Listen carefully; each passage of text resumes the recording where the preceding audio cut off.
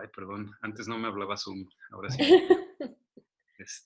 Ok, pues bueno, ahora tenemos el gusto de tener con nosotros de invitado a Francisco Serratos, que nos presenta su libro El Antropoceno como una explicación alternativa bastante progresista, diría yo, a las crisis ambientales.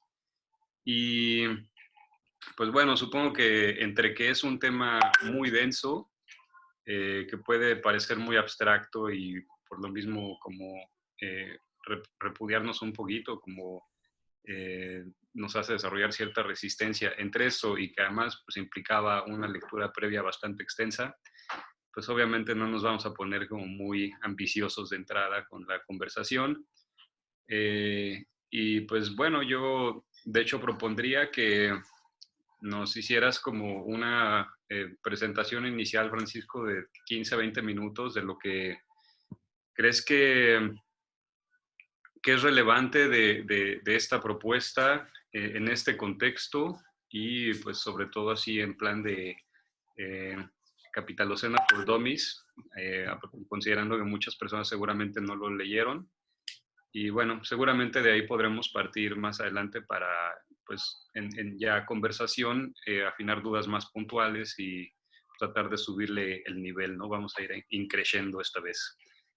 Tú tienes el micrófono, Francisco, bienvenido. Ok, ¿me escuchan? Sí, ok. Muy bien. Bueno, muchas gracias por invitarme antes que nada a este evento. Yo no lo conocía y me parece súper interesante y necesario este tipo de espacios.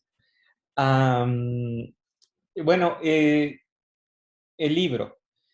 Lo primero que me gustaría comentarles sobre la naturaleza del libro es sobre mí, en el sentido de que yo no provengo de las ciencias ecológicas, yo no provengo de las ciencias sociales, yo vengo de la literatura.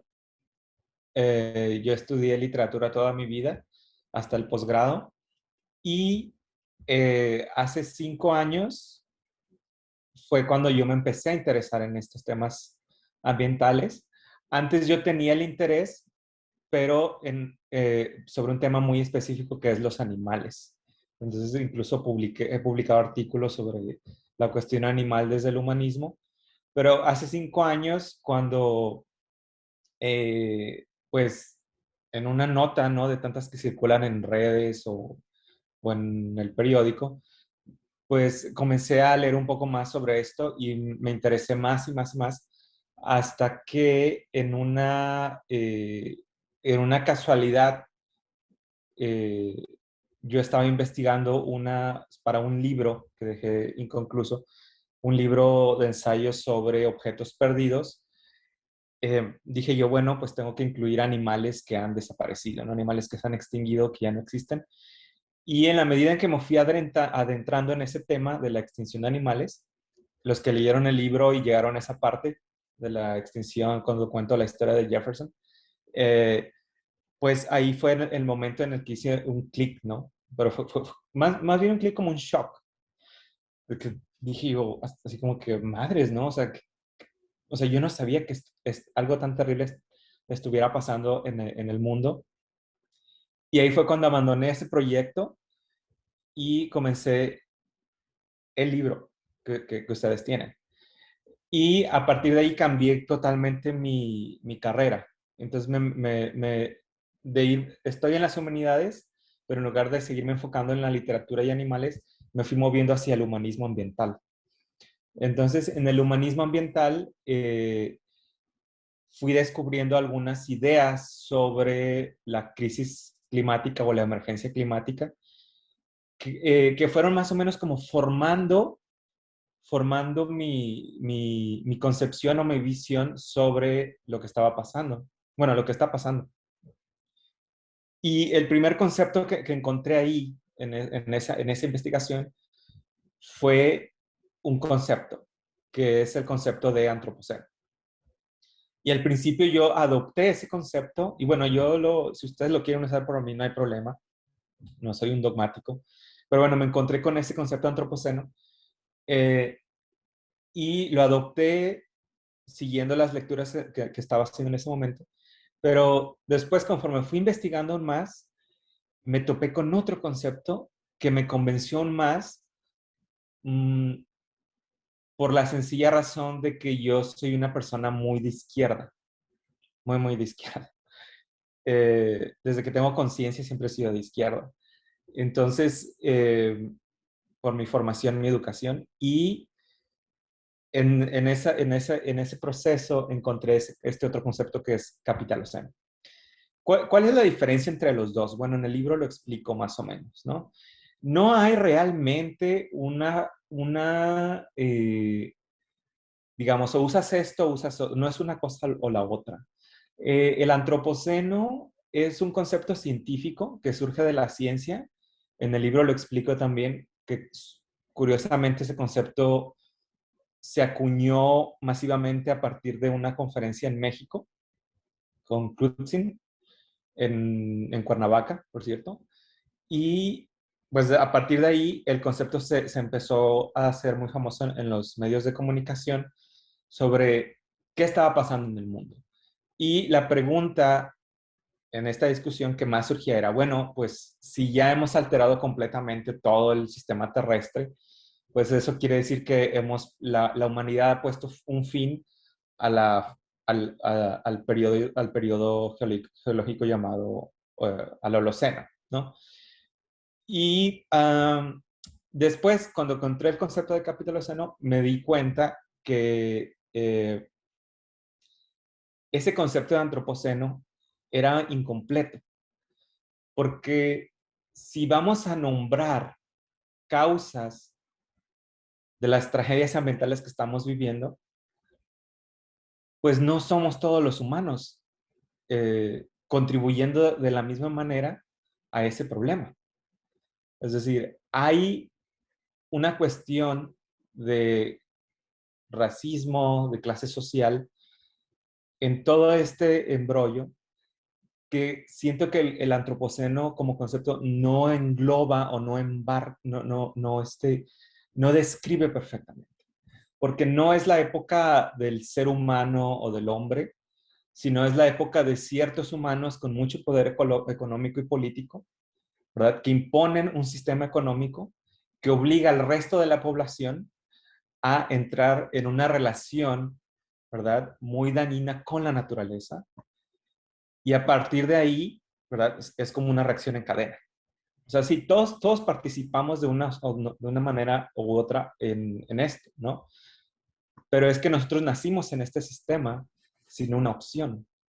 Y el concepto de capitalización siento que nos da precisamente una oportunidad de revertir esa narrativa determinista, trágica, sobre lo que está pasando. Es decir, que no somos los humanos siendo humanos destruyendo el planeta, sino que somos los humanos, ¿verdad? Imbuidos en un sistema social y político que nos obliga a actuar y relacionarnos con la naturaleza de cierta manera, la que nos lleva a esta catástrofe, ¿no? Y en el libro, precisamente lo que intenté fue narrar esos periodos específicos determinantes en la historia de la humanidad en los últimos 500 años, que siento yo, ustedes ya me dirán, siento yo que fueron hitos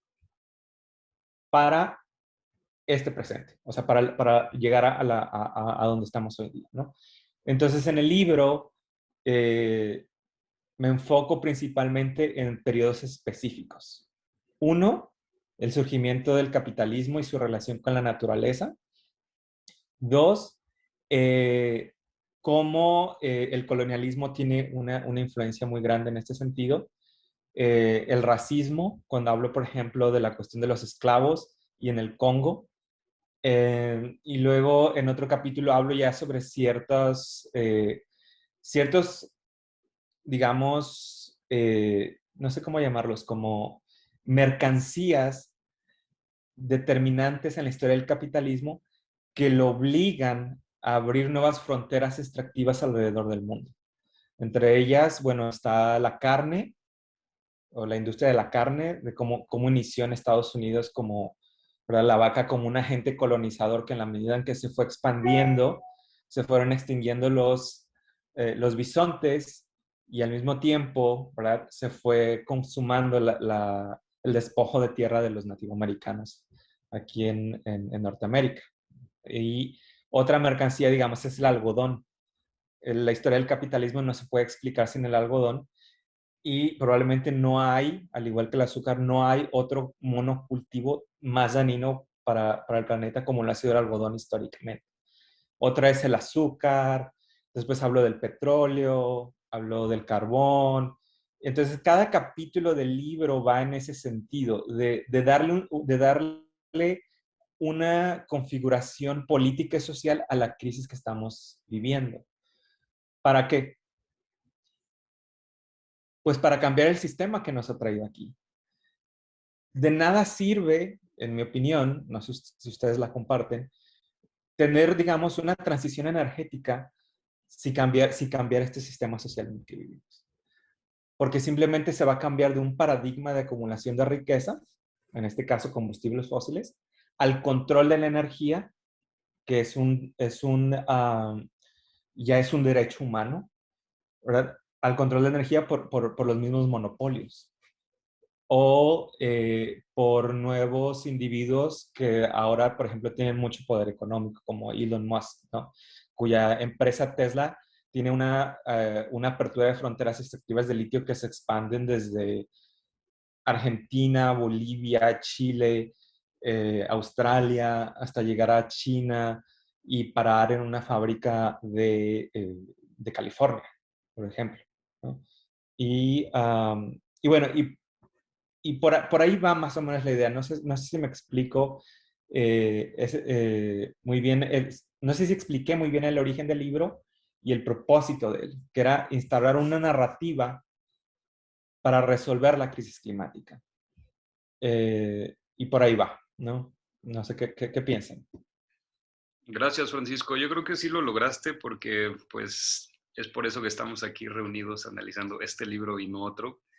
Y es que, bueno, pues yo tengo que comentarte a ti que no nos has acompañado en otras ediciones, que creo que irremediablemente en todas las sesiones llegamos a esto, ¿no? Estamos hablando de la pesca en otro momento, porque en la última sesión hablamos de Seaspiracy, un documental de Netflix. Ah, Prácticamente parte como de una visión vegana para decir que el problema con los océanos es la sobrepesca y que la alternativa de alguna manera es dejar de consumir cualquier producto de pescado, lo cual es un sinsentido si se considera como la tradición de múltiples civilizaciones en lo largo y ancho del planeta y del tiempo. Eh, y pues sí, tratamos de llegar siempre, o sea, llegamos inevitablemente a este punto donde hablamos de, pues no es necesariamente quién lo hace o dónde lo hace, sino pues cómo se hace, ¿no? El contexto en el que se hace. Hablemos de pesca o hablemos de energía o hablemos de producción de alimentos en general, de agroecología. Este, y bueno, creo que no quiero atascarme el micrófono como regularmente hago, entonces voy a tratar de nada más, bueno, destaco algo bien importante, me parece tu perfil, que es el hecho de que vienes de otra tradición epistémica, vienes de las letras, y creo que esto es bueno por partida doble. O sea, en primer lugar, porque de alguna manera te sitúas en el mismo punto que todos nosotros, que muchos aquí somos estudiantes de comunicación, eh, mm, pues sí, hay algunos científicos, pero sí creo que, sobre todo creo que son comunicólogos y estoy viendo aquí qué más hay, creo que hay un matemático por ahí. Eh, bueno, Jorge es un cientificazo, pero de alguna manera le quita este velo de autoridad a ciertas disciplinas y nos permite a los que estamos fuera podernos aproximar, porque a fin de cuentas es relevante dado que nos afecta, ¿no? Y dado que nosotros también vivimos en este mundo. Entonces, pues creo que es un buen punto de partida y además, pues claro, la tradición literaria tiene mucho que aportar. O sea, creo que hemos hablado incluso en otras sesiones, ¿no? Si el arte pudiera pues, darnos otras ideas más allá de las ciencias duras, más allá de la política que termina siendo grilla, etcétera. O sea, a Ujú. lo mejor estaríamos en mejor posición para tratar de atajar todos estos problemas. Em, pues eso por un lado. Luego, también quiero destacar como la parte generacional de tu perfil, porque de alguna manera creo que yo no me lo planteé así, ni Tania, ni muchos de los que venimos, pero terminamos compartiendo muchas cosas, personas que estamos entre los 25 y los 35 años, a lo mejor hasta los 40, y creo que una de ellas es como entrarle sin tanto prejuicio a este tipo de hipótesis que en otro momento han sido vistas como radicales, ¿no? Como el hecho de atribuirle responsabilidad a un sistema económico. Eh, o sea, dicho de otro modo, pues a lo mejor tú eres un chairo igual que nosotros, ¿no? Y esto, digo, fuera de la etiqueta despectiva que se le cuelga, pues la verdad creo que pues nos puede hermanar en un cierto pensamiento. O sea, creo que incluso esto trasciende la izquierda y la derecha, aunque yo en lo personal, por ejemplo, también me podría identificar más con la izquierda, ¿no? Pero, o sea, creo que en cierto punto es algo casi científico, como incontrovertido, que hay elementos de este sistema económico que tienen una injerencia muy directa y que pues nos obligan a eh, pues, plantear todo mal en las distintas agendas, sea transporte, sea comida, sean ciudades, sea energía, etcétera, etcétera. Y creo que, pues bueno, una pregunta que yo te haría para pues, empezar la ronda de preguntas y respuestas es, pues, ¿cómo este rol de las propuestas y de la lucha social detrás por eh, plasmarlas, creo que es muy importante porque ninguna idea creo que llegó sola a ocupar el lugar importante que hoy pueda tener, sino todo pasa por una lucha social, una revolución epistémica, y la misma idea de ciencia que hoy tenemos fue una construcción y en la que sabemos que Galileo fue excomunicado y fue amenazado por el status quo católico, por hereje, ¿no? Por haber desafiado la idea de que el hombre era el centro del universo. O sea, en estos momentos creo que además es urgente porque si estamos hablando del antropoceno como este término neutral que termina dándole el espaldarazo al desarrollo científico como único motor de cambio, y termina ocultando bajo la alfombra toda la suciedad de la inequidad y de los balances de poder, pues creo que, o sea, incluso el término antropoceno, creo que hasta hace pocos años era medio negado, ¿no? Se hablaba de, o sea, siempre es una constante lucha por las palabras. Se hablaba de calentamiento climático, calentamiento global. Luego que no, que porque eso era muy agresivo y impreciso, porque resultaba que ciertas partes del planeta también se iban a enfriar, entonces habría que decir cambio climático.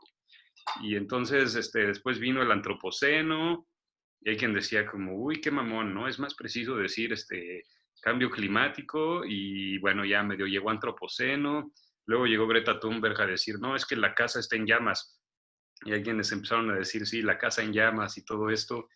Y, o sea, es como muy lento el proceso, pero a fin de cuentas creo que sí estamos llegando a expresiones que pueden que sean más precisas y sobre todo más útiles para la época, porque creo que los problemas se empiezan a resolver cuando los empezamos a nombrar, ¿no? Ujú. Y la manera en que lo mencionamos las cosas influyen. Entonces, mientras sigamos como con la idea de cambiar una crisis tan grande de una manera tan ecoentusiasta al estilo Elon Musk, pensando que todo el mundo va a tener Teslas con baterías de litio, y al mismo tiempo estemos destinando una miseria a la infraestructura para movilidad sustentable en las ciudades y el 46% de los recursos vaya para el automóvil privado. Pues, o sea, sigue estando el mundo al revés, pues, y tenemos que señalar eso, y creo que lo que tú propones es un paso hasta ahí. Eh, ¿Cómo le hacemos? Bueno, te propongo que juntemos unas 3 preguntas de una vez y pasamos a responderlas y luego ya uno a uno. Y en este orden seguía Antonio. Adelante, Antonio.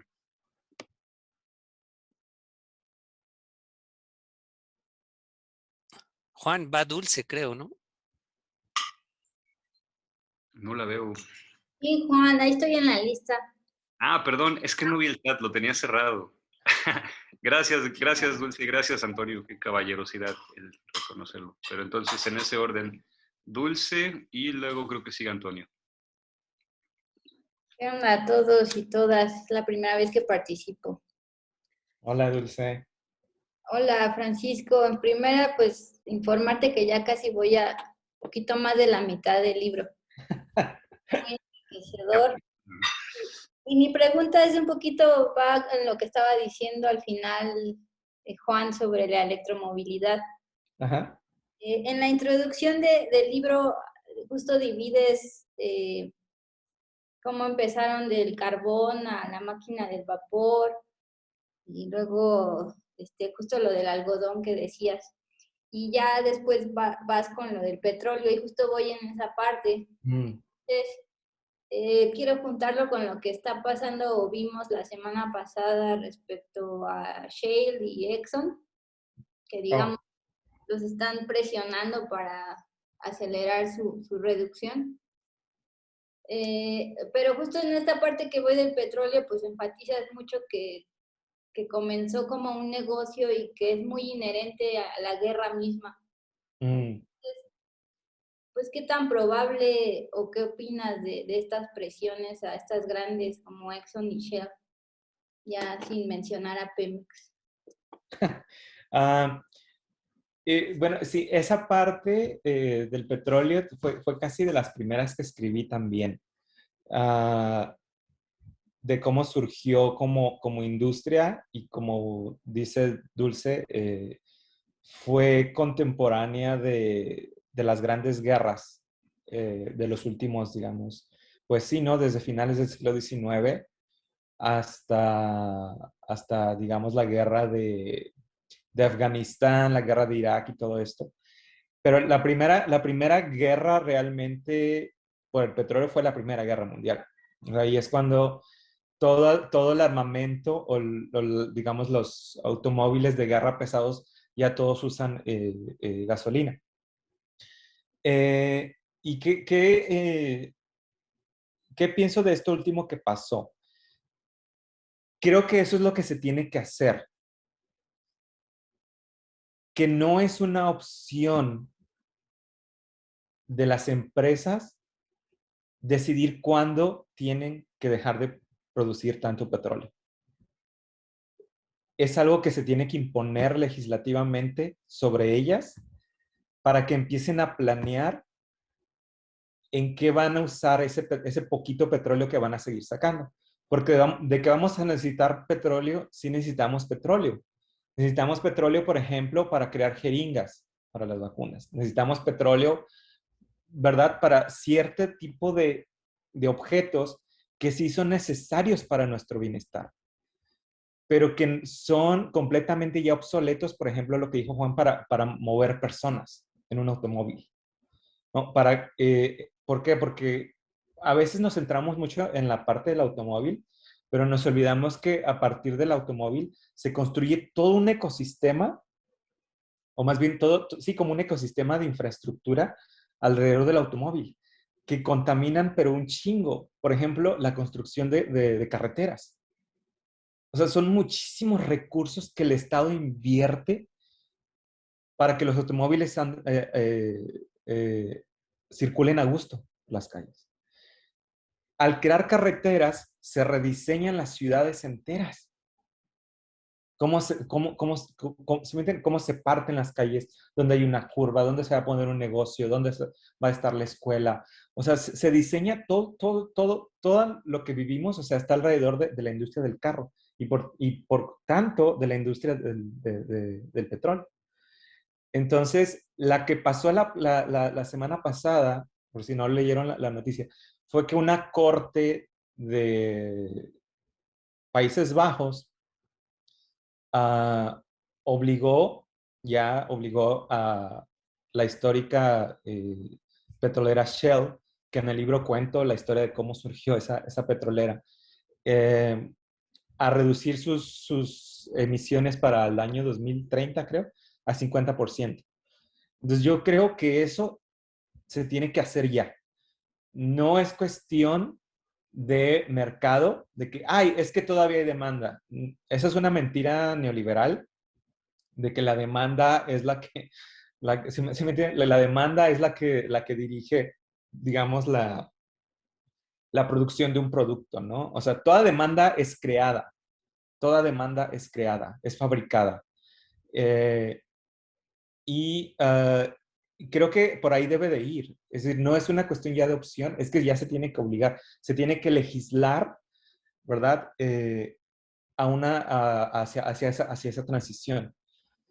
Para que pase, obviamente, pues tiene que haber mucha presión social y política sobre esas compañías. México y Pemex se cuecen aparte por diferentes razones históricas.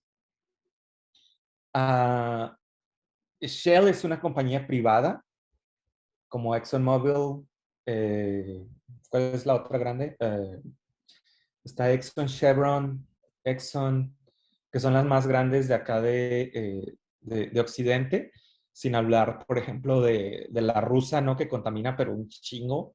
Yo creo que más que todas las demás.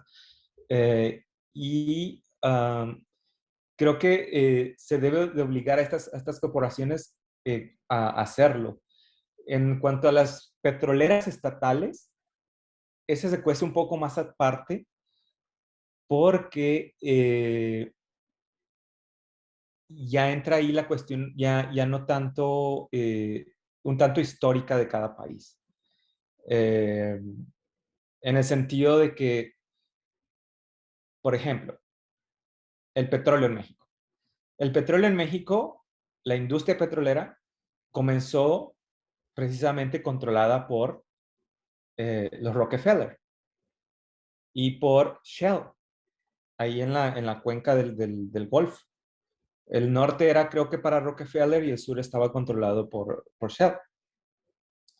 Y ya con Lázaro Cárdenas, pues ya, ¿verdad? Se expropia el petróleo y surge, pues, Pemex, ¿no? Entonces, si se fijan, ya a partir de ahí ya es una diferencia histórica muy, muy grande. ¿Ok? Otra diferencia histórica es que, por ejemplo, los países como México, que dependen mucho del petróleo para desarrollarse, tienen que dejar de usarlo también, pero la lucha creo que ahí va por otro sentido. En el sentido de que creo yo que a países del sur se les debería permitir contaminar un poquito más por unos poco más de años hasta que termines desarrollo. Esto no significa que tengamos que aumentar la producción. Significa simplemente que tenemos un poquito más de tiempo en ese sentido, porque cuando comparamos las cifras, ¿verdad?, de emisiones históricas, pues obviamente no hay un punto más bien no hay un punto de comparación. O sea, Estados Unidos es responsable del 40% de las emisiones desde 1850. ¿Sí me entienden? Entonces, como que exigirle a México la misma responsabilidad que tiene Estados Unidos de la emergencia climática, como que hay una asimetría, ¿no? Una disparidad. Pero eso no significa que nosotros tengamos que bajar la guardia y decir al Estado, ¿sabes qué? Tú también tienes que ponerte las pilas, a lo mejor no tan agresivamente, pero sí tienes que ir caminando, ya tienes que ir construyendo infraestructura hacia esa transición, ¿no? Entonces hay que tener mucho cuidado con eso, porque yo entiendo a veces la frustración, a mí me pasa, sobre países pobres que siguen explotando recursos como el petróleo, pero hay que tener en cuenta esas cuestiones históricas. Pero sí, esa es mi respuesta, Dulce, que me puso muy feliz la noticia y creo que por ahí debe de haber. Ya no se tiene que darle la opción a las compañías, ¿verdad? De que a ver cuándo se nos ocurre, ya estamos desarrollando esto, ya vamos por ahí. No, es de que ya, legalmente ya, se puede, ¿no? bueno, me alargué demasiado. No, está bien. Gracias, Francisco. Pues, como vamos, entonces, en el orden seguía Antonio. Gracias, Juan. Y no me digas caballeroso, aquí me van a colgar. Mejor dime gentil si acaso. No, pero vale. Gracias, porque si no me cuelgan. Y tienen razón, o sea, no debemos ser así. Bueno, Francisco, muchas gracias por el libro. La verdad es que yo no leí tu bibliografía antes, entonces no sabía que venías de la literatura. Y sí hay pasajes que se nota tu vena literaria. O sea, realmente me gustó, me atrapó. O sea, está bien escrito y tiene mucha fluidez.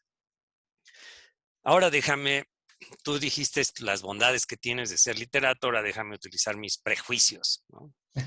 Y entonces mis prejuicios, me preocupa un manejo medio inocente de algunas frases, ¿no? Por ejemplo, los sistemas de producción agrícola y luego compararlo con las chinampas en la ciudad, en el México Tenochtitlan, ¿no?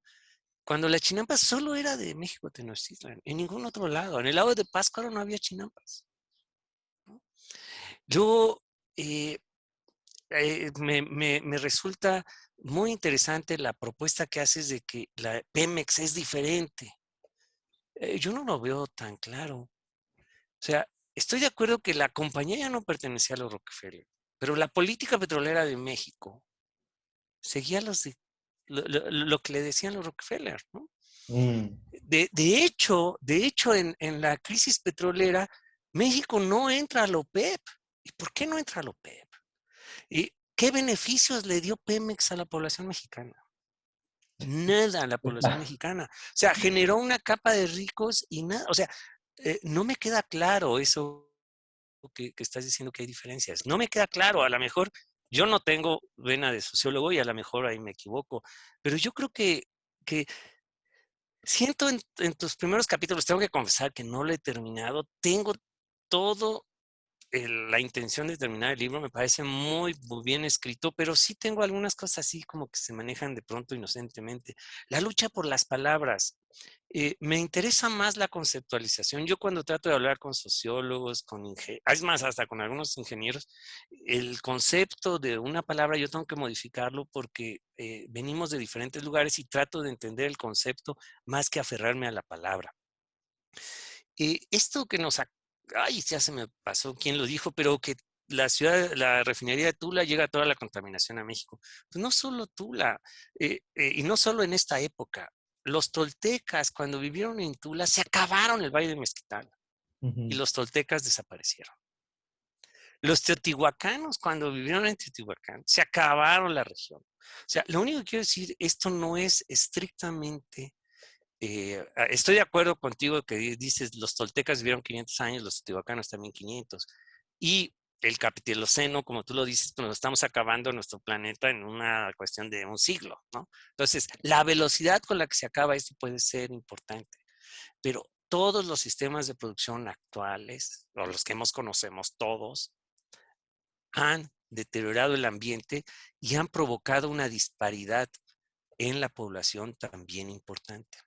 A lo mejor el capital lo acelera y yo no voy a defender al capitalismo para nada, pero es un comportamiento humano porque desde mi punto de vista no conocíamos lo que estaba pasando, ¿sí? Yo creo que es muy importante entender la raíz. La raíz es de que tratamos de obtener el mayor recurso, el mayor beneficio en el menor tiempo posible. Y eso el capitalismo creo que ha sido de las más exitosos en extraer riqueza lo más rápidamente posible. En eso sí puedo estar de acuerdo.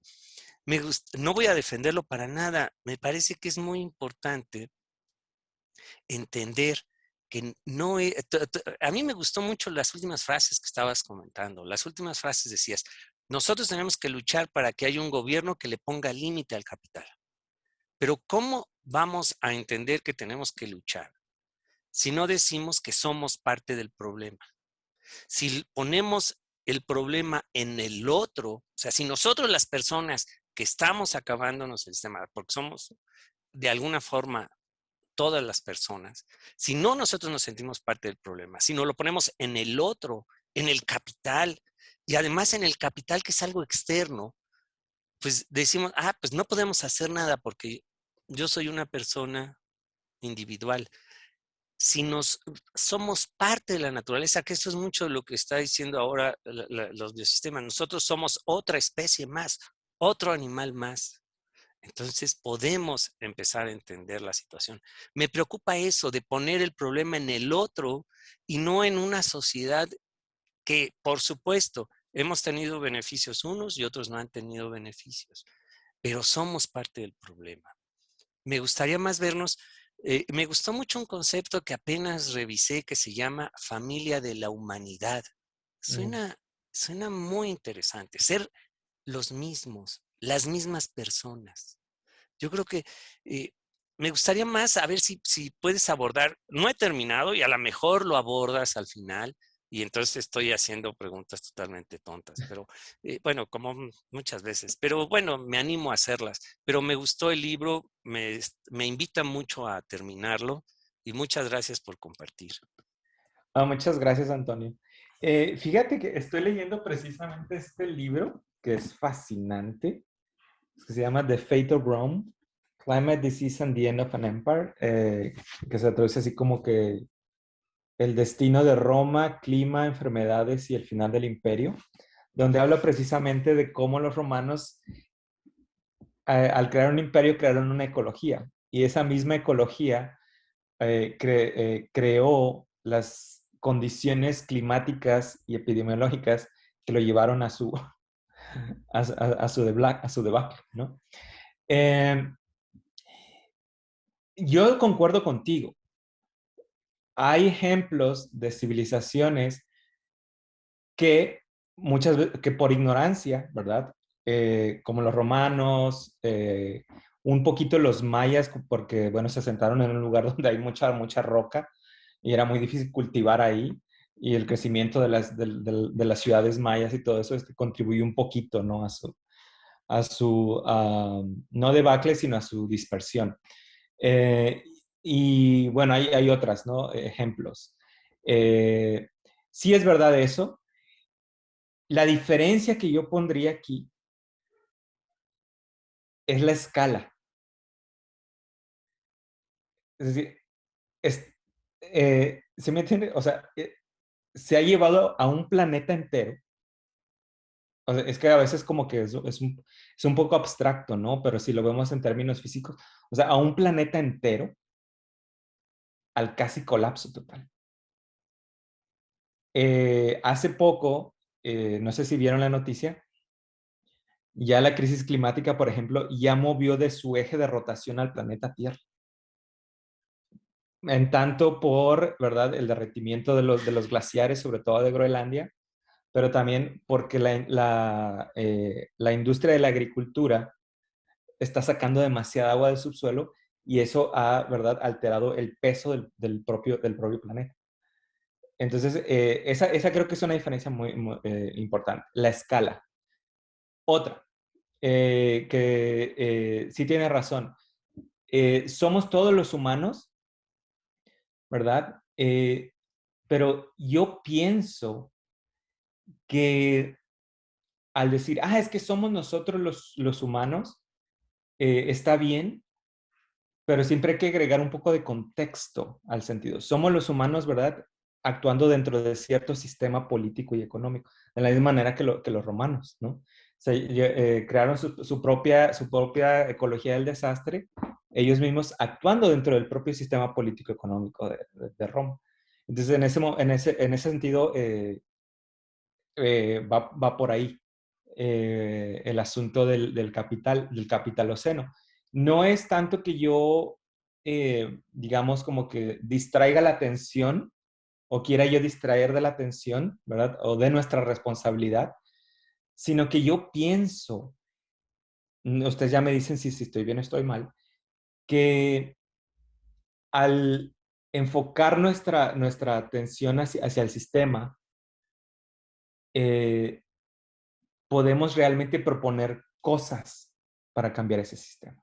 y nosotros a partir de un sistema nuevo poder desenvolvernos y realizarnos como personas dentro de esa nueva posibilidad de ser.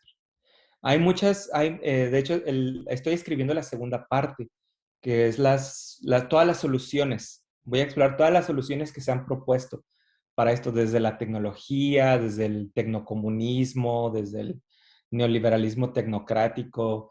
Y una de las teorías que voy a exponer en el libro es precisamente sobre las propuestas de los pueblos amazónicos, de cómo ellos proponen la crisis climática o la emergencia climática como un problema civilizatorio en el que tenemos que refundar nuestra civilización, pero no es posible hacerlo sin nosotros tener un grado de introspección sobre qué queremos como personas. ¿Qué es más importante para mí? ¿Trabajar 12 horas en una oficina para que mi jefe se llene los bolsillos de dinero? ¿O trabajar menos, ¿verdad? Transportarme a distancias a pie o en transporte público y, ¿verdad? O sea, cambiar ese tipo de prioridades. Es más importante pasar mejor tiempo con mi familia o estarme matando en la oficina creando riqueza para mi jefe, ¿no?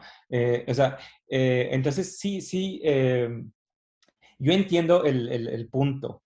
Pero bueno, espero haber contestado tu pregunta. Gracias, Francisco. Me dio gusto que saliera este punto porque creo que era el punto difícil y no sabía cómo íbamos a llegar a él amablemente. Entonces, así, vamos directo al grano. O sea, así es un poquito el balance entre el antropoceno, que es como adjudicar la responsabilidad a la especie, versus el capitaloceno, que es no la especie, sino el sistema económico, ¿no? Una organización político-económica que por supuesto que tiene individuos más beneficiados que otros. Aquí nada más quería comentar, creo que siempre se vuelve, bueno, viene a mi memoria, la primerísima sesión que tuvimos fue una presentación del compañero Manuel Hernández Borboya, que es periodista, pero que se súper mal viajó en su tesis de maestría y hizo él un análisis de la adjudicación del valor en la comunicación, que termina redundando en una discusión de economía clásica, ¿no? La adjudicación del valor en general. Uh-huh.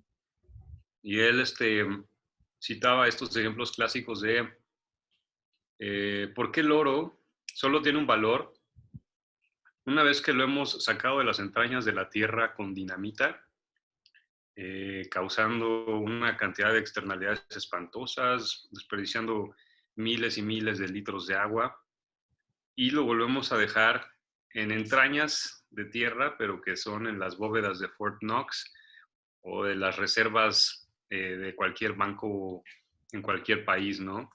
Y ahí sí tiene un valor, ahí sí es contabilizable y monetizable. Uh-huh. ¿Por qué un árbol no tiene valor cuando está vivo?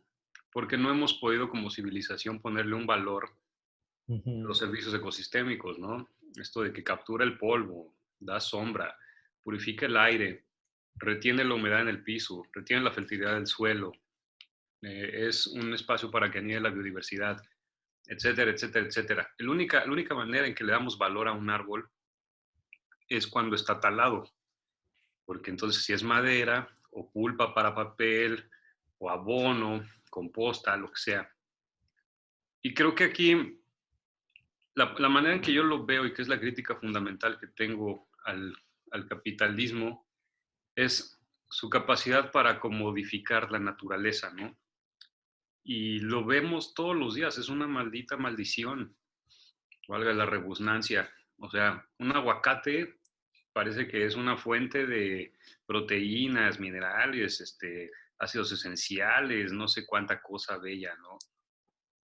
Eso en su estado puro, como la especie que se descubrió y se domesticó en Mesoamérica y que se había venido manejando de una manera inocente, ¿no? En una producción que mantuvo civilizaciones completas o que fue armónica con civilizaciones completas, pero que hoy en día la manera en que está siendo producida para que los gringos tengan aguacate en el Super Bowl es una manera que deforesta bosques bajos completos en el Bajío y que además sirve de moneda de cambio para el narcotráfico, ¿no? a eso nos referimos, creo yo, cuando hablamos de la intervención del capitalismo en su capacidad para legitimar el valor arbitrario que asigna el mercado, que a final de cuentas también sigue siendo incompleta. Y ese es el gran drama, ¿no? Porque el capitalismo es capaz de legitimar que en una casa de madre, padre, hijitos, ositos, el que vale es el hombre porque es el provider, ¿no? Es el que va, tiene un contrato firmado, compra el carro, da la hipoteca de la casa, etcétera. Y la mantenida es la mujer, ¿no? A pesar de que ella es la que lava la ropa, la que le da de comer a los hijos, la que mantiene emocionalmente al zángano del marido que, validado por su dinero, se siente autorizado para hacer cualquier escena según nos dicta el cine clásico. Y que esto no se ve por dónde pueda cambiar, y es la viejísima distinción que había hecho Marx entre valor de uso y valor de cambio, ¿no?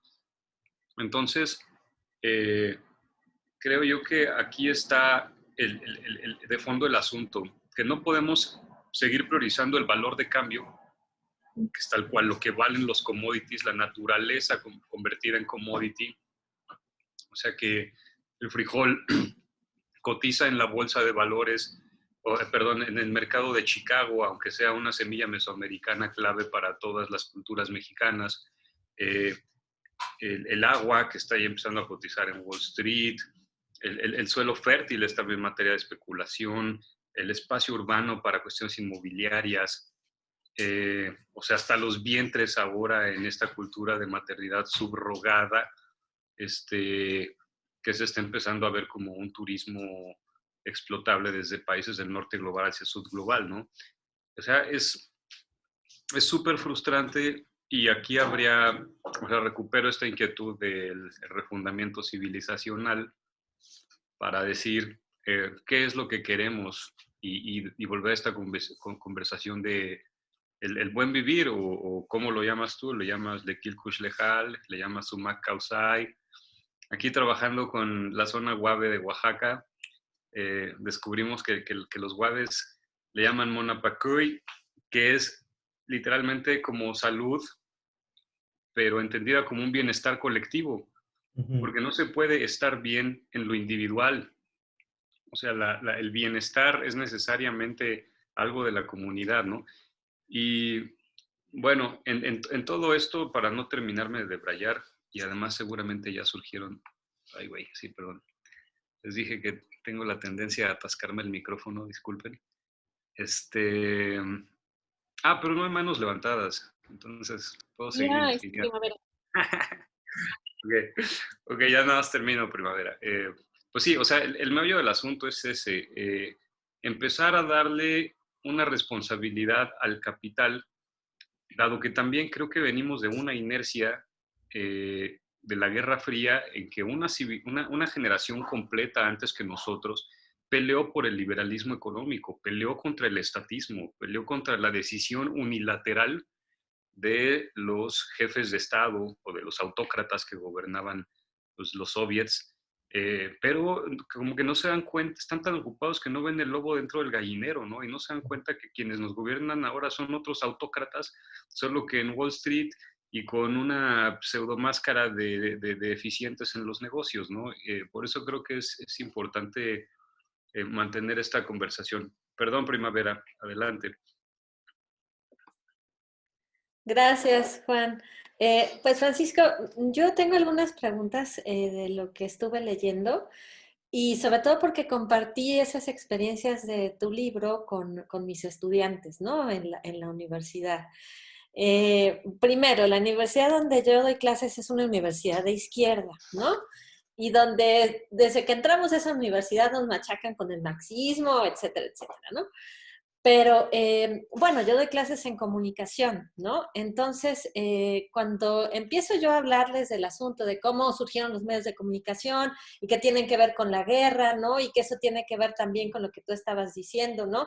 De cómo en tu libro y de cómo surgieron todas estas guerras a partir de explotar, ¿no? Y sacar materias primas y desbastar, etcétera, etcétera, ¿no?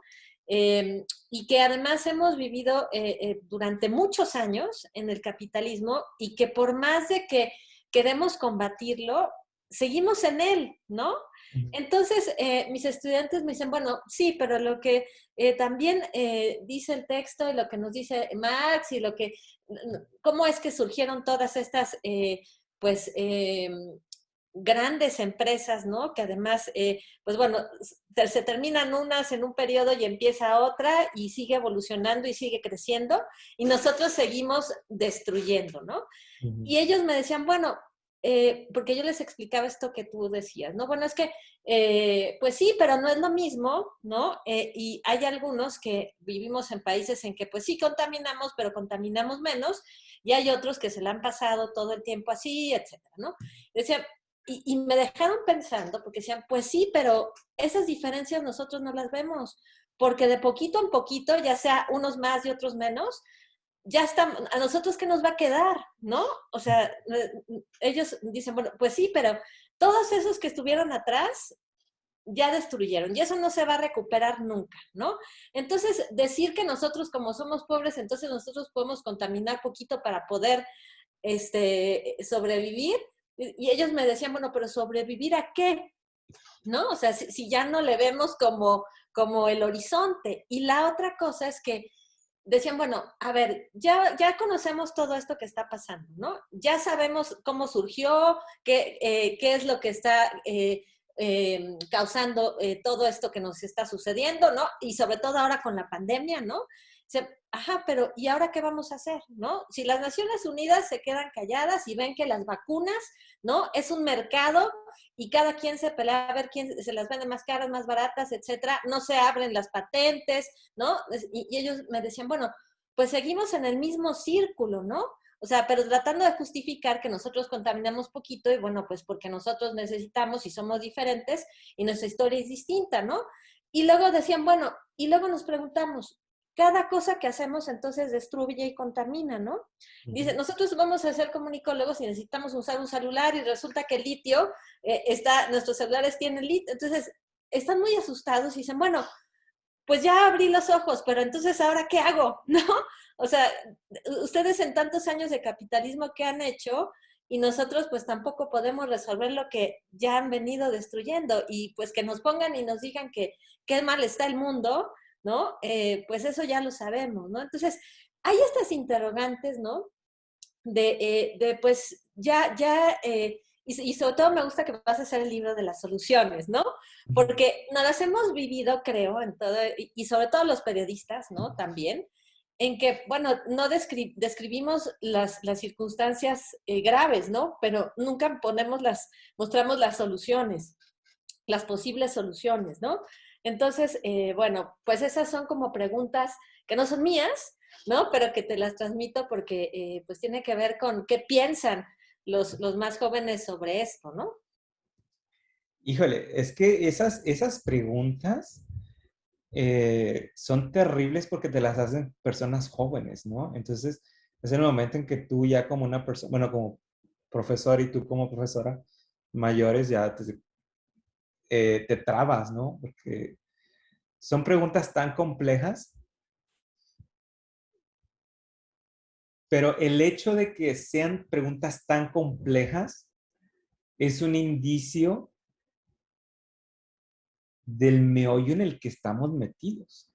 O sea, esto en realidad es peor de lo que la gente se imagina.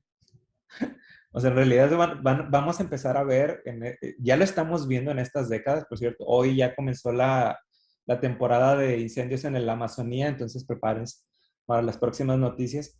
O sea, va a ser una intensificación de ese tipo de noticias de incendios, de temperaturas altísimas, etcétera, que se nos van a venir encima.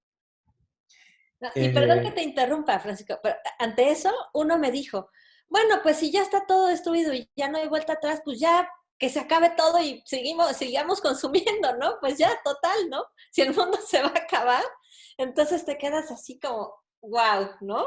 Sí, es que sí, es que es a lo que vuelve, esto creo que se conecta un poquito con la pregunta de Antonio.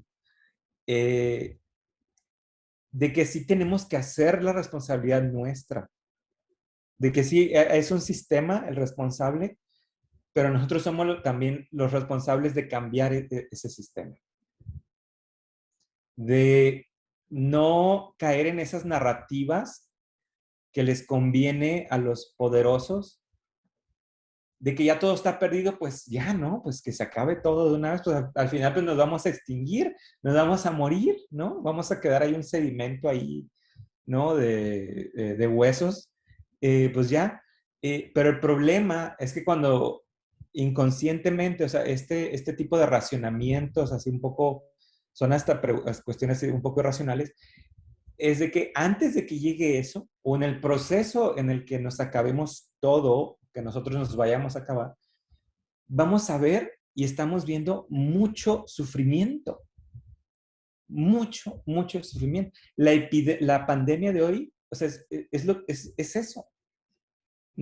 Espero que ninguno de ustedes haya perdido un amigo, un familiar o algo así. O si lo perdieron, es eso lo que vamos a ver y lo que estamos viendo. Entonces yo creo o tengo la esperanza de que los jóvenes sí están replanteando, muchos desde su pesimismo, otros sí de un activismo, ¿verdad?, más militante, nuevas alternativas. Antes de la pandemia, no sé si recuerdan en el 2019, que ya suena así como que, bueno, pero no, fue ahora en el 2019. Acuérdense de las manifestaciones que hubo alrededor del mundo de jóvenes. Así que les veías la carita ahí, con carita de bebé y en las calles con las cartulinas, gritando en las calles a los políticos para que ya hagan algo. Desgraciadamente, ese ímpetu del 2019 pues fue parado por la pandemia. Y les dio un respiro a las clases dominantes, ¿verdad?, que acumularon muchísima riqueza en este año, para, ¿verdad?, continuar con esto. Yo no sé si pueda darles una respuesta a los estudiantes cuando me hagan esa pregunta, pero yo les diría, yo les pondría esta metáfora. Y es una imagen que vi una vez ahí en internet sobre cómo pensar la crisis climática. Vamos a suponer que la mano es el planeta y que cada dedo representa un grado del aumento de la temperatura global. Si tú dices, bueno, pues ya que se acabe todo, pues entonces te vamos a cortar 4 dedos y te vas a quedar con uno y vas a tener que vivir así. Si quieres que el planeta aumente solamente 1 grado, pues solamente te vamos a cortar 1 dedo y vas a tener que vivir así. Y así nos podemos ir, ¿no? O sea, ¿hasta qué grado de mutilación quieres llegar? ¿Hasta qué grado de sufrimiento quieres sentir o ver en los demás? Si eso no te conmueve a hacer algo, ¿verdad? De cualquier manera, hay muchas formas de hacer algo, incluso en tu calle, ¿no? Les he dicho, si hay un parque por el cual puedes luchar en tu calle, lucha por él. Si hay una comunidad indígena que necesita, por ejemplo, difusión en redes sociales, les puedes ayudar, hazlo para que defendan su territorio. Si eres periodista comunicólogo, pues publica cosas de ese tipo. Es decir, la presión es democrática y heterogénea, no es homogénea, ¿verdad? Porque, por ejemplo, no es lo mismo los aportes que, por ejemplo, una persona como yo, un hombre, ¿verdad?, pueda tener a, por ejemplo, la aportación que una mujer en una comunidad pobre de Oaxaca podría tener, ¿no? El peso cae más en ella porque ella lo está sufriendo más, ¿no? Pero eso no significa que yo no me pueda conectar con ella para crear lazos de lucha. Entonces, creo que por ahí va, yo diría eso. No, yo sé que es una respuesta a lo mejor un poco mediocre, pero es que es muy, muy complejo y espero que, no sé, espero que te haya inspirado algo a la próxima que te pregunten. Haces lo de la mano, a ver qué te dicen. No sé. Gracias, Francisco. Gracias. Gracias, Primavera. Pues Jorge se dio un poquito su lugar para acomodar sus ideas. Entonces vamos en el orden Ana Claudia, luego Laura y luego Jorge. Adelante, Ana. Gracias, Juan. Qué gusto estar aquí otra vez en Tragos por el Ambiente. Saludos a todas y todos. Y pues qué gusto platicar contigo, Francisco, en este ratito. Yo no he terminado de leer tu libro porque pues apenas me acaba de llegar. No vivo en Ciudad de México, vivo en Morelia. Fui a Guadalajara, o sea, ninguna librería lo tienen fuera de Ciudad de México. Y eso es algo que pasa siempre con editorial de la UNAM, ¿no? Como que guardan sus libros y no circulan tanto. Entonces, ojalá que pronto se pueda estar distribuyendo en otras ciudades, además de Ciudad de México, y no lo quise comprar en Amazon tampoco. Pero bueno, lo empecé a leer y tengo varias preguntas muy concretas. Me gustaría que hablaras, sí, bueno, me encantó saber que viviste en Arizona, en Tempe, entonces me gustaría saber si vivir en el desierto, en Arizona, de qué manera te influyó en tu escritura, en tu literatura, en ese periodo de formación, ¿no? De tu doctorado. Y luego, de lo poco que he leído, me encantó, bueno, me gustaría saber más la postura que tienes tú mismo hacia el turismo ecológico. Y lástima que no está Rocía Merena aquí, pero en el capítulo de 1973, pues tú hablas, ¿no? Y criticas esto de esta perspectiva de la acumulación por conservación.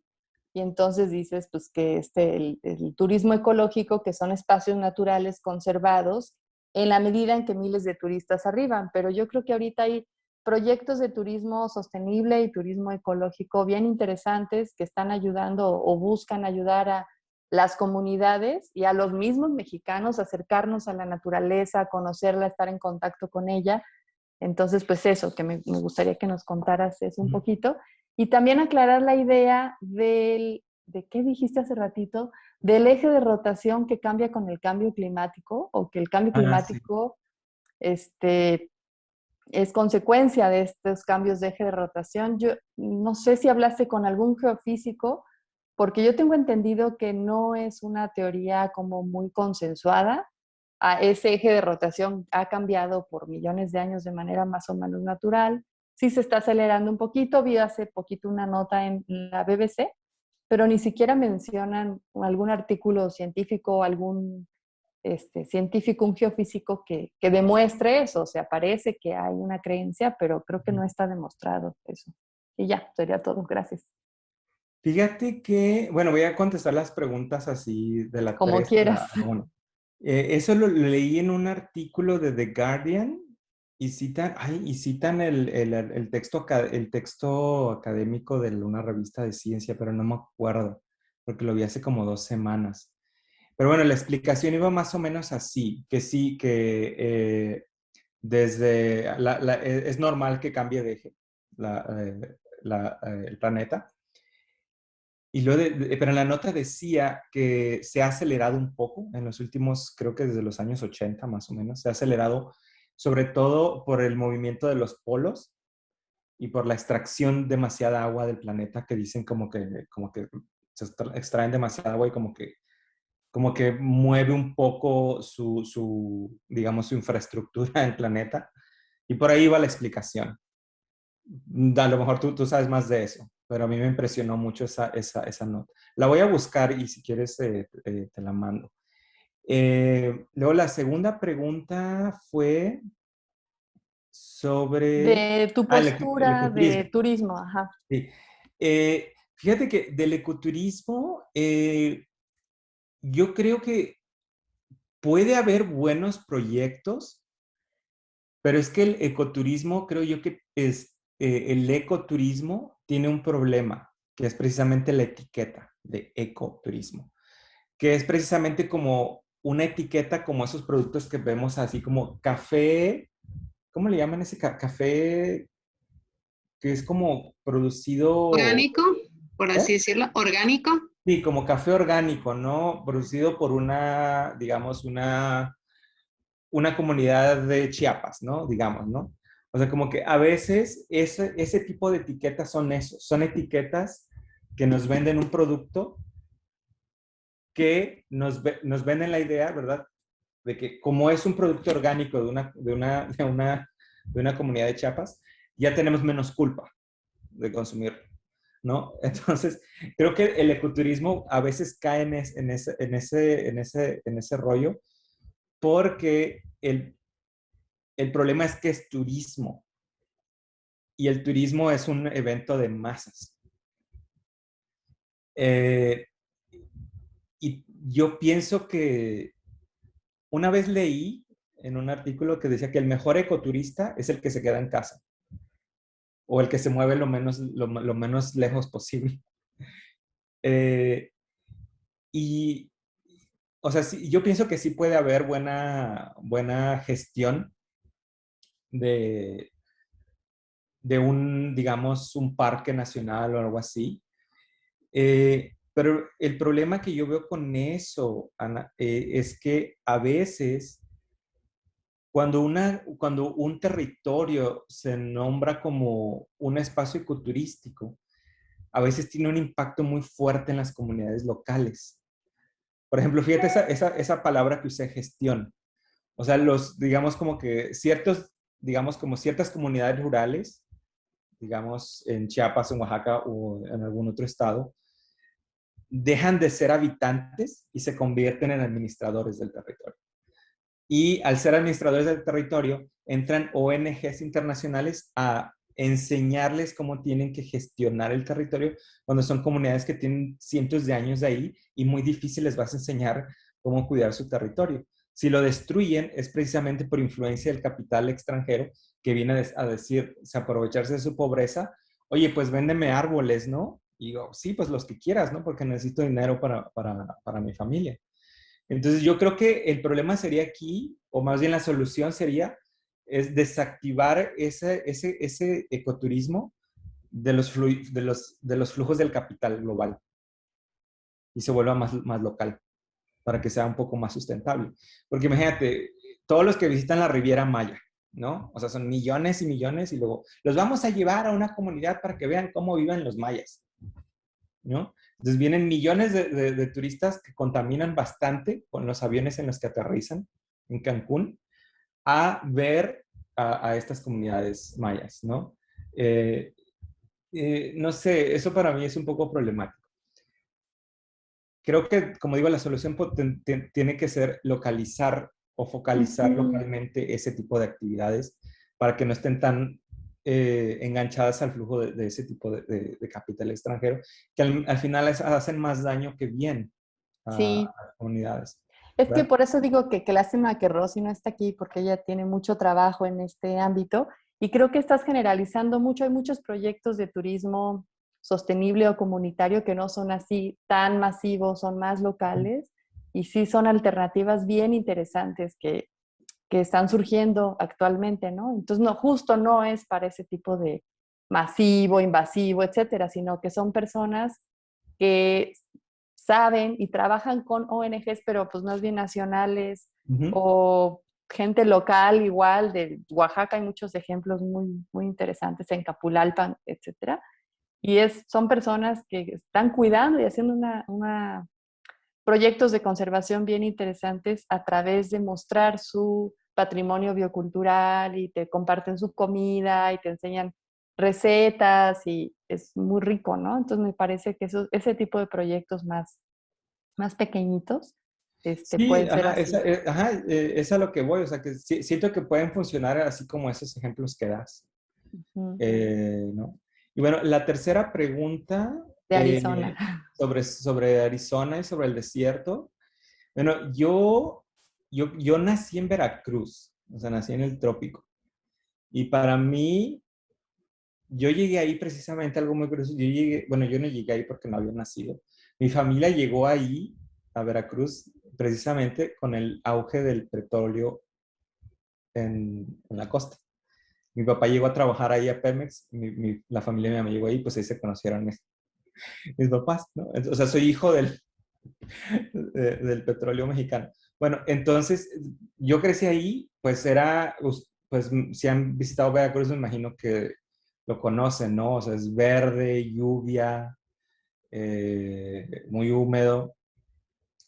Y después, en la crisis del 80 y con la llegada de Salinas, pues mi familia se fue al carajo con la crisis económica.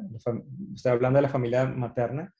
Y mi mamá tuvo que emigrar hacia la frontera, a Ciudad Juárez, porque pues no había trabajo en Veracruz. Entonces era cuando empezaron a instalar las maquiladoras en la frontera. Pues la historia de mi familia es una de tantas de millones de familias que se tuvieron que mudar a la frontera para buscar un trabajo en la maquila. Y es cuando comienzan precisamente lo de las asesinadas de Juárez. Mi mamá llegó y llegamos cuando comenzó eso. Pues Juárez es semidesértico, pero fue muy traumático, pues imagínense, de Veracruz y luego al desierto para mí. Yo tenía como 8 años, fue muy fuerte y lo odié. O sea, comencé como a desarrollar como, yo sé que son traumas de niño, pero lo comencé a odiar porque siento como que me arrancaron de un lugar que me gustaba mucho, así como que aquí no hay ni un lago, ¿no? No llueve, algo así para descansar la mirada aquí, ¿qué hay, no? Nada. Entonces, me tardé muchísimo en acomodarme o aclimatarme al desierto. Y cuando me mudé a Arizona, que es todavía más seco que el desierto de Chihuahua, hace un calor así tremendo. Es más, yo tengo hoyos en mi, ¿cómo se llama la capita que te protege el ojo? La telita, no me acuerdo cómo se llama. Retina. Tengo hoyos en la retina precisamente porque el calor es tan intenso que con los anteojos te la quema. Yo tengo hoyos en la retina por vivir en el desierto de Arizona.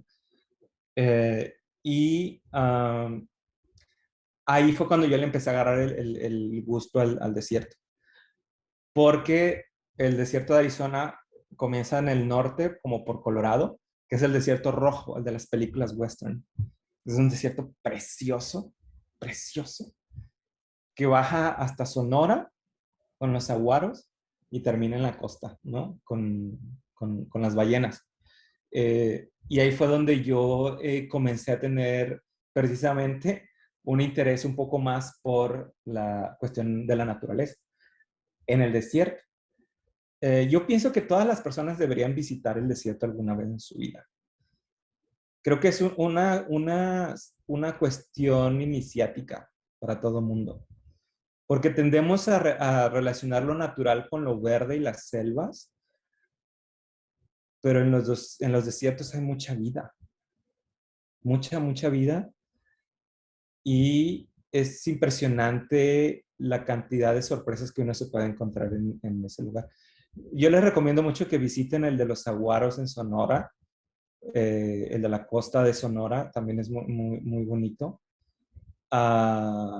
Pero sí, precisamente ahí fue donde yo comencé mis curiosidades sobre la cuestión natural y de eso, a partir de que me mudé a Arizona por la extremidad del clima, ¿no? Dije, ¿pero qué es esto, no? Pero bueno, ahí va. Gracias. Okay. Gracias, Ana y Francisco. Entonces, Laura tiene una pregunta o comentario, lo que sea. Sí. Hola, Francisco. Hola a todos. Mi nombre es Laura. Pues yo soy antropóloga, entonces con el antropos, digamos que es un poco mi materia. Y en particular, pues me dedico a la antropología médica, entonces justo lo que es mi materia son los procesos de salud, enfermedad, atención. Y pues actualmente voy a empezar un proyecto que es justo para posicionar la antropología médica dentro de los debates y las discusiones acerca del antropoceno. Y es un proyecto que en realidad busca como realmente acercarnos más a esta gran literatura que en pocos años ha venido creciendo muchísimo y tratar de entender o sea, lo que estamos viviendo, qué impactos múltiples tienen en la salud humana y no humana, por supuesto, ¿no? Y pues para mí, aunque en antropología médica, pues siempre estamos tratando de desafiar ciertos conceptos que nos llevamos particularmente como herencia del pensamiento occidental. Por ejemplo, el de cuerpo, ¿no? O sea, el cuerpo en realidad no termina aquí. O incluso, pues entendemos que hay una agencia en un virus, es una personalidad, hace cosas, ¿no? Tiene una vida propia. En bacterias o en otros elementos, ¿no? Con los que todo el tiempo estamos en contacto y que nos habitan, etcétera, ¿no? Pero pues a pesar de esto, para mí lo que ha sido hasta ahorita como más desafiante, justo son estos giros, creo que epistémicos, que para mí son muy difíciles como de poderlos realmente manejar. Y era lo que estabas mencionando acerca de las escalas, o sea, nos podemos mover en el nivel químico, biológico, molecular, pero a final de cuentas también estamos en una escala más que planetaria, de hecho, y justo estamos hablando de que las sociedades humanas se han convertido en una fuerza geológica, ¿no? Entonces, o sea, ¿cómo entender eso? La verdad no me cabe en mi cerebro. Lo otro es la complejidad, la importancia, además de los tiempos, que también son múltiples, entonces estamos hablando como de diacronías y es por eso que el énfasis que tanto estás haciendo, ¿no? En procesos históricos, pero incluso prehistóricos de alguna manera, y el sincronismo, o sea, las cosas que suceden en un lugar tienen repercusiones en otros, etcétera. El tema de la interconectividad y todos estos nuevos términos que luego a veces se forjan en inglés y que es bien difícil como traducirlos, y se forjan en inglés porque el debate está muy monopolizado por la producción anglo. Entonces, embeddedness, o sea, ¿cómo hablar de eso, no? Como de incorporado, entretejido, etcétera. Entonces, bueno, todo el choro es para prácticamente preguntarte ¿cuál ha sido para ti en términos muy personales y también porque pues tienes una sensibilidad desde disciplinas no científicas duras? ¿Cuál ha sido el reto más grande en términos intelectuales quizás? Y dentro de estos retos personales que has como vivido posiblemente, como yo lo estoy viviendo ahorita, la importancia de la imaginación. Porque finalmente, o sea, hace rato estabas explicando a través de una metáfora corpórea. Y creo que muchas cosas justo se entienden a través de metáforas, a través de un lenguaje que justamente no es tan racional y científico, ¿no? Y creo que el tema de la imaginación es muy importante. Creo que por eso mismo en las discusiones del antropoceno el arte contemporáneo se ha venido como entrelazando muchísimo con la producción científica. Y es el tema también de empezar a imaginarnos alternativas a lo que estamos viviendo, porque la verdad a veces es un poco la pregunta que hacían, ¿no? Los estudiantes nos dicen, pero ¿para dónde le tiramos? ¿A dónde vamos?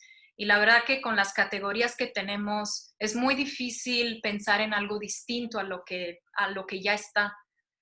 Entonces, pues esto, los retos que has encontrado y también los estímulos que esto ha sido para ti y a lo mejor la importancia justo de otras experiencias, de otras artes o de otras vivencias como esto de pasar del trópico al desierto para como, pues sí, como abrazar este concepto del antropoceno y pues pensar más allá, digamos. Esa es un poco la pregunta.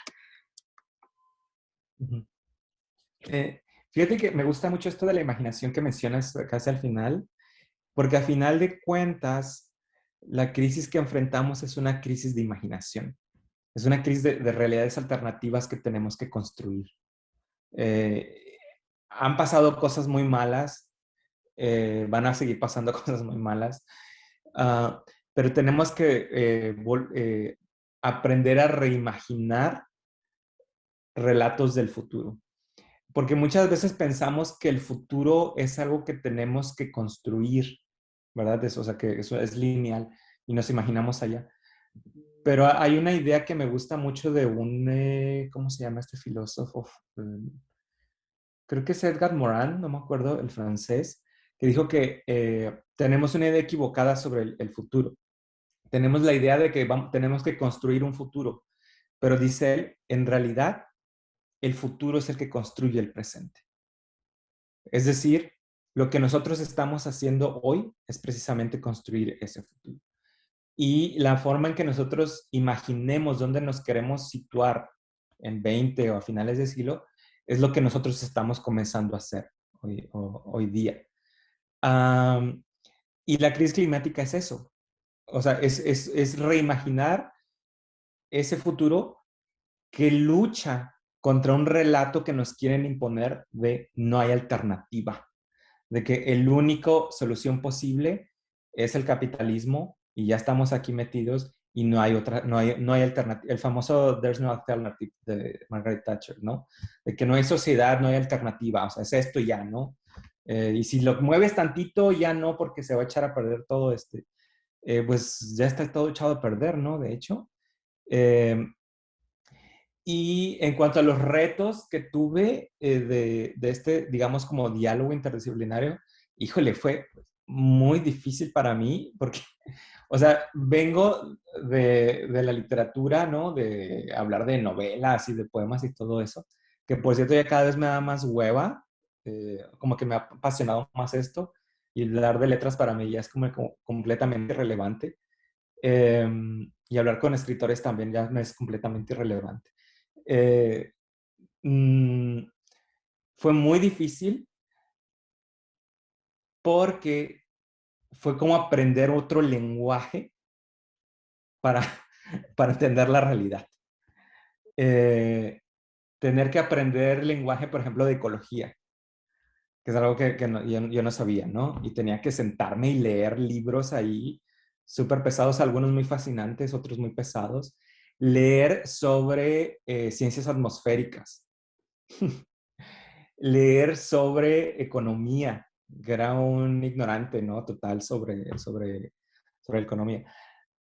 Y sobre todo leer sobre una disciplina relativamente nueva, pero que es fascinante, que es historia ambiental. Estoy enamorado de la historia ambiental. De hecho, este libro que les decía yo, esto es historia ambiental. El libro que escribí, eso es historia ambiental. En ese sentido, fue como todo un proceso de aprendizaje y de iniciación para mí, que en un nivel personal fue como volver a inyectar mi vida de un propósito. No porque yo tuviera una crisis, bueno, que sí la tenía hasta cierto punto, ¿no? Pero es algo muy personal, pero, pero me dio como que esa oportunidad de volver a empezar y sentir que podía decir algo que era relevante para todos. Y que lo que tenía que hacer no era poetizar, no era teorizar, sino comunicar un problema. Que suena muy sencillo, pero no lo es tanto. Sobre todo cuando hablas de un problema tan complejo como la emergencia climática, que abarca todo lo que nosotros hacemos en nuestra vida diaria. Desde la comida que te comes, desde que te subes al automóvil o al transporte público y vas a trabajar, etcétera, etcétera. Y de la forma en que te relacionas con las personas. Y fue una experiencia muy linda en ese sentido, pero también el último año, sobre todo este año en el 2020, cuando comenzó la pandemia, fue muy difícil, porque fue como estar escribiendo la crónica del fin del mundo en tiempo real, ¿no? O sea, llega la pandemia y devastó completamente, bueno, México, fíjense cómo terminó, ¿no? Miles y miles de muertos. Y luego veníamos de un año tan traumático como en el 2019 con los incendios de la Amazonía, que para mí fueron, no sé para ustedes, pero para mí las imágenes fueron espeluznantes, ver animales corriendo así, animales prendidos en fuego corriendo por la selva Eso es muy traumático. Los fuegos de Australia, unas imágenes dantescas. En ese sentido emocional, sí fue muy difícil el libro. Fue muy, muy difícil el libro porque era eso. O sea, era estar haciendo la crónica de la devastación en la medida en que estaba pasando en Australia, en la Amazonía, con la epidemia. Y luego con líderes populistas neofascistas como Trump, como Bolsonaro, que cada día salían con una estupidez. Y emocionalmente sí me pegó bastante. Bastante. Pero al final creo que no sé si lo hice bien, ya eso lo juzgan y ustedes están en su derecho de decidir lo hizo bien o lo hizo bien, pero en lo personal quedé satisfecho en ese sentido. No sé si contesté tu pregunta. Y era una conversación más que nada, más Sí. que una pregunta.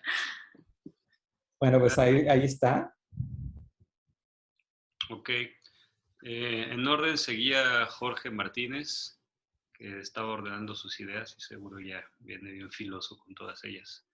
Adelante, Jorge.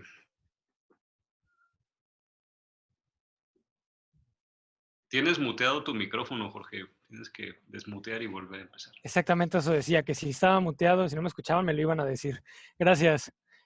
Pues sí, como otras veces, hay mil cosas que quisiera decir, pero trataré de enfocarme en unos puntos que sí se me hacen bien importantes. Retomando una pregunta anterior, sí creo que hay que encontrar un balance, un, digamos, sweet spot entre crear el suficiente sentido de urgencia para actuar, pero no pasarse y volver el problema tan difícil, tan complicado, tan enorme, gigante, que sea abrumador, que traume y paralice, llevando a la inacción a la gente.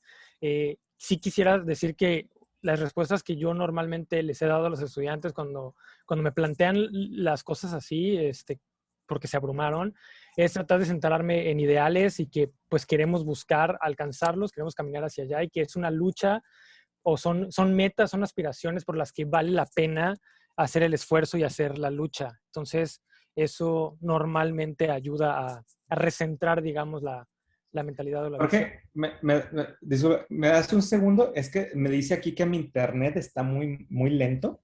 Ok. Deme un segundo. Voy a revisar cómo está el módem. Ya vuelvo, ¿ok? Ok. Porque no te escucho bien. Ya vuelvo. Pues bueno, no sé entonces ahora qué proceda.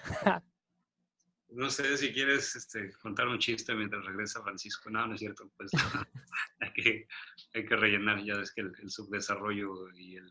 No, yo nada más quiero decirle a Jorge que gracias, porque me sirve mucho lo que estás diciendo, ¿no?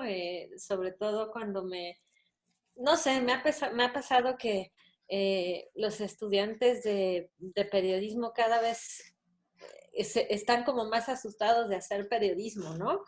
Como que la situación de violencia en la que vivimos en México, más la situación de decir, bueno, sí relato el fin del mundo, pero ¿y eso en qué va a ayudar, no? Entonces, esta respuesta que has dado, pues me ayuda también mucho, ¿no? Entonces, agradezco, Jorge. ¿Dónde das clases, Jorge? Nada más para ubicarlo. Pues ahorita ya no estoy dando clases en ninguna institución, estoy dando más asesoría educativa en general.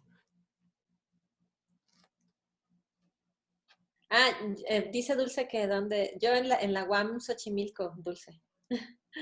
A ver, parece que ya, pero sí, creo que ya regresó la velocidad bien. Ahora sí. Ok, Disculpa. perfecto. Si quieres también apago la cámara, no sé si también eso ayude, pero bueno, siguiendo con el otro punto, a mí sí me hace un poco de ruido esta parte o esta lógica y los supuestos detrás de la misma, de que somos pobres o hemos contaminado menos y por lo tanto tenemos chance de contaminar más. Sí creo que los datos sugieren que hay una injusticia aquí muy clara, muy grande. Voy a abordar un poquito eso después, pero en esto en específico quisiera aclarar que considero un error que se me hace esto de pensar que se genera más bienestar que mal al quemar combustibles fósiles, sobre todo dada la situación y contexto. Y esto no sé si se puede cortar después del video de YouTube, pero sí les quiero comentar que en una reunión con un chairman de BP Europa, literal nos intentó hacer el argumento de que hay una imperativa moral global de seguir quemando combustibles fósiles porque era lo que iba a sacar de la pobreza a la gente.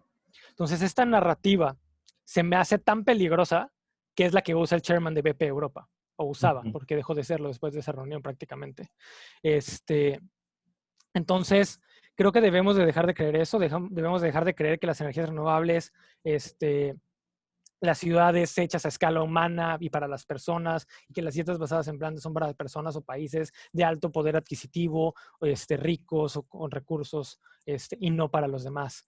Las renovables son las más baratas. Ya la vez pasada hablamos un poquito acerca de lo de las dietas, que también las dietas basadas en plantas suelen por mucho ser más baratas, más asequibles en la mayoría de lugares. Lo mismo con la movilidad. La movilidad más barata es moverse a pie, moverse en bicicleta o en transporte público, no en auto privado. Entonces, tenemos que dejar de creer que la ruta para desarrollarse, quitando también todas las ideas de desarrollismo, para generar bienestar en la población, es dañar más al medio ambiente. Creo que una de las cosas más importantes que tenemos que hacer es deshacer esa retórica y esa lógica, que es justo la que sigue el presidente y las personas que le apoyan. Somos pobres, por eso debemos de seguir quemando petróleo. Y nos va a salir muy, muy caro ese error. Ahora, como su punto ahí, y hacer una transición rápida, no comparto tampoco todo esto de que absolutamente toda la demanda sea creada. Quizás sí el 99.99%, sobre todo en este sistema y cómo hemos ido avanzando, pero sí creo que hay necesidades básicas y esas no son creadas. Y son mucho más fáciles de satisfacer bajo ciertos modelos distintos, bajo ciertos esquemas, sistemas y visiones. Entonces, para hablar de algo que también me ha tocado el turismo, estoy bastante de acuerdo en lo que decías, Francisco, y no es muy diferente esa visión. Sí creo que el turismo no es una necesidad, por ejemplo.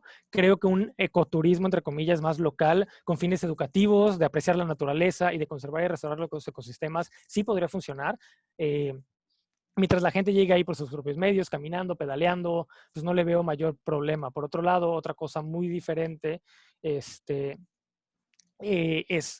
por ejemplo, algo que quería compartir. Una amiga una vez me compartió de que estaba por comprar un viaje de ecoturismo para ir a Nepal a sembrar árboles. Me quedé así de, no le veo el eco a esto. Entonces, eso pasa, sí es real, pero hay opciones que desde la semana, hace 2 semanas creo, traía pendiente porque no lo dije. Hay versiones de ecoturismo en las cuales a los pescadores, por ejemplo, se les busca una nueva manera de vivir del ecosistema marino, en el cual lo conservan, lo protegen, llevan a las personas a bucear, les muestran lo que hay, les muestran de lo que ellos han aprendido, y de hecho resulta ser más económicamente rentable para ellos y mucho mejor para la vida marina. Entonces, sí hay modelos diferentes de hacer esto, y es, creo que, importante, y sí se pueden satisfacer ciertas necesidades teniendo mucho menor impacto. Ahora, regresando a la parte de las ciudades que mencionabas, que sí se han construido alrededor de los autos, esencialmente alrededor de esta, digamos, tecnología, otra vez entre comillas. Y por eso se habla mucho del diseño urbano para hacerlas diferentes, hacerlas a escala humana. Pero sí quiero recalcar que esto lleva desde hace mucho tiempo. Las ciudades se habían hecho alrededor de carretas, alrededor de caballos.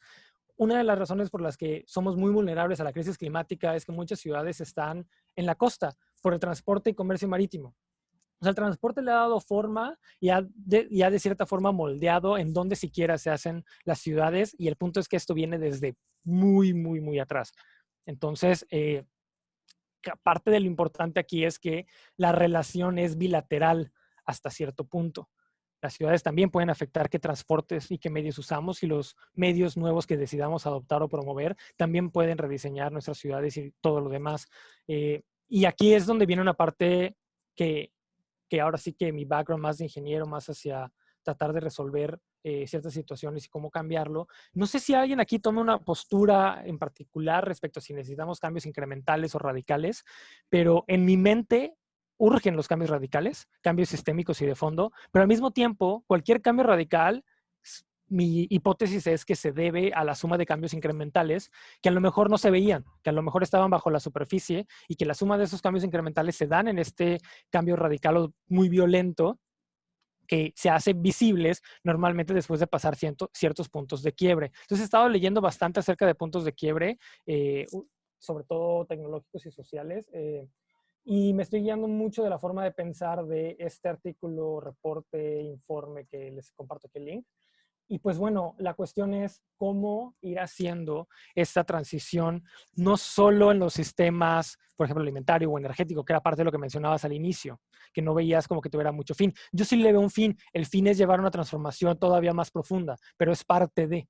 O sea, por un lado también creo que estemos bajo el capitalismo, estemos bajo socialismo o cualquier otro modelo económico que quieran plantear, las energías renovables son mejores que los combustibles fósiles. O sea, pensándolo como teoría de juegos, no veo escenario en el que no sea mejor tener ese cambio en ese sistema energético. No va a resolver todo necesariamente, pero si se hace bien, puede ser parte de la suma de cambios acumulativos que lleven a este cambio radical en el sistema económico. ¿Por qué? Por la misma naturaleza de los recursos, de cómo se usa la tecnología, la energía distribuida tiene mucho potencial para poder hacer eso, por ejemplo.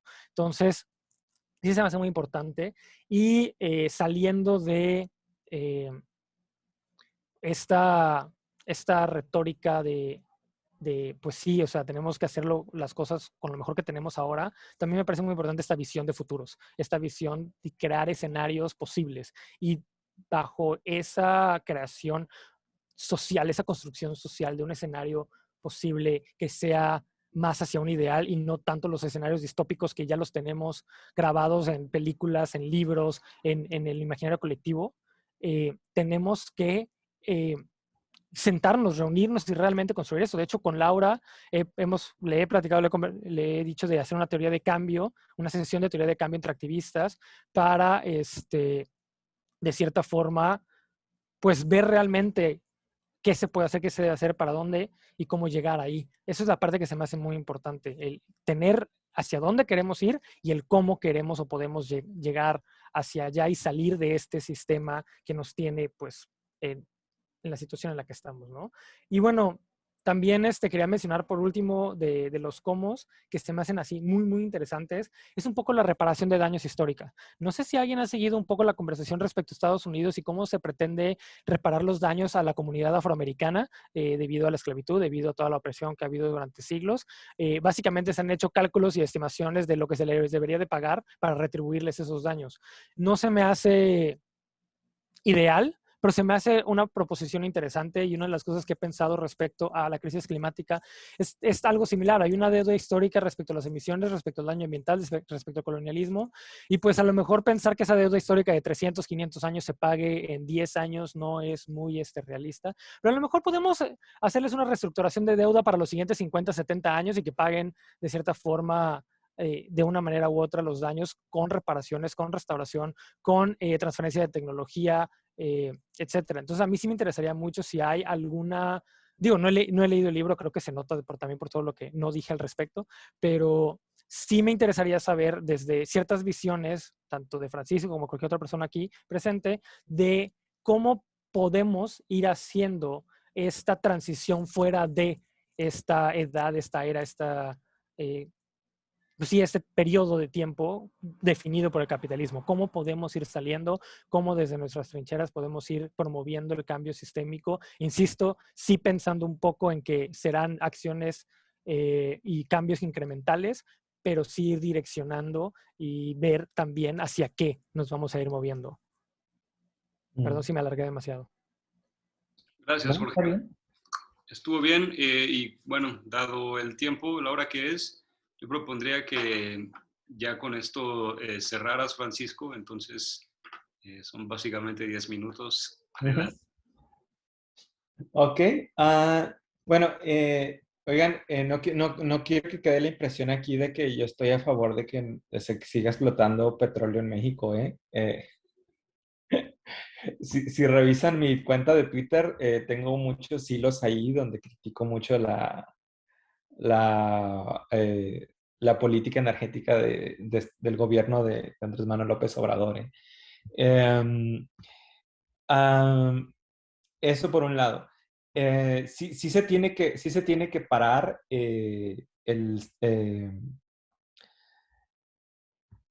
la explotación de combustibles fósiles con la idea del desarrollo. De hecho, hay que cuestionar esa idea del desarrollo. Porque desde que recuerdo, bueno, desde mucho antes, esta cuestión del desarrollismo en Latinoamérica, desde los años 40, 50, por ahí en toda Latinoamérica, ha sido un desastre todo esto, ¿no? Que era lo que decía, ya se me olvidó su nombre, Antonio, de que en México el petróleo nunca ha sacado de la pobreza a todos los mexicanos. O sea, eso simplemente es un rollo nacionalista ahí, ¿verdad? Eh, que no ha tenido realmente un impacto histórico en la vida de los mexicanos. Mi comentario en ese sentido era, tal vez no lo expliqué bien, era que el caso mexicano se cuece aparte de la misma manera que, por ejemplo, el brasileño o el ecuatoriano, por decir otro, en el sentido de que nosotros, la lucha contra la crisis climática tiene que ser anticolonial. No podemos copiar las luchas, ¿verdad? Contra ExxonMobil en Países Bajos o contra Shell, etcétera, etcétera, porque nosotros somos los que tenemos que salir de este laberinto por nuestra propia cuenta. Creo yo, que ya está surgiendo ese debate en México. Precisamente fue la llegada de un gobierno de izquierda que ha puesto, o bueno, de izquierda hasta donde ustedes lo quieran ver, que un gobierno, digamos, de tendencia de izquierda, surge este debate y eso es bueno. Eso es bueno, que es lo mismo que pasó en Ecuador, que fue justo cuando llega un gobierno de izquierda a Ecuador que los pueblos indígenas se levantan y se dan cuenta que el problema de ellos no era que el país por fin era dueño de sus recursos naturales, sino que el verdadero problema era que el desarrollo extractivista que se estaba imponiendo con una idea nacionalista de soberanía. Entonces, ese mismo diálogo y que fracturó totalmente las elecciones y la izquierda en Ecuador en este año, estoy seguro que va a pasar en algún momento en México. Y ya hemos visto ciertos atisbos sobre esa fractura. ¿Cuál era la otra cuestión que había dicho? Me había dicho otra cosa, pero ya lo olvidé, Jorge. ¿Cuál era? ¿No era lo de ir caminando hacia salir de este sistema? Eso lo dijo al final. Sí, sobre cómo. Como dije, creo que fue un pendiente el del libro. Cuando lleguen al final del libro, el último capítulo, ahí creo que me quedé mocho. Por eso estoy escribiendo la segunda parte sobre las soluciones. Porque ¿cómo salir? ¿Cómo cancelar el capitalismo? Bueno, no va a ser con un hashtag, ¿verdad? Cancelen el capitalismo. O cancelen el antropoceno, whatever. O sea, no va a ser con un hashtag. Va a ser, esto sí lo digo en el libro, en ese capítulo, va a ser cancelando o eliminando las relaciones sociales que nos han llevado a esta crisis. Dice por ahí, hay una frase que me gusta mucho del historiador ambiental Jason W. Moore, que fue, por ejemplo, fue el gran inspirador de mi libro, por cierto, Jason W. Moore. Él es el que ha promovido mayormente el concepto de capitaloceno. Tengo el PDF de su libro, si a alguien le interesa se lo puedo pasar. Él dice algo muy interesante. Dice, cierra una planta de carbón o cierra una refinería o un pozo petrolero y vas a parar momentáneamente las emisiones de gases de efecto invernadero. Cancela o elimina las relaciones sociales que materializaron esa central de carbón o ese pozo petrolero y vas a acabar de una vez con la crisis climática. ¿Por qué? cuando tú ves que 90% del GDP, del Producto Interno del Producto Global, 90% se va a los más ricos, ¿verdad? Y solamente 10% se distribuye entre todos los miles y miles y miles de millones de personas que hay en el planeta, ¿verdad? Te das cuenta que es un sistema puesto ahí para favorecer a esa clase que es la que se beneficia, ¿verdad? De la destrucción del planeta y de las emisiones y de todo eso, ¿no? Que son los dueños de la agroindustria, los dueños de las petroleras, los dueños de las fábricas, los dueños de las automotrices, etcétera, ¿no? Entonces, esa va por la idea, que la única manera de realmente poner un fin a esto no es solamente cerrando las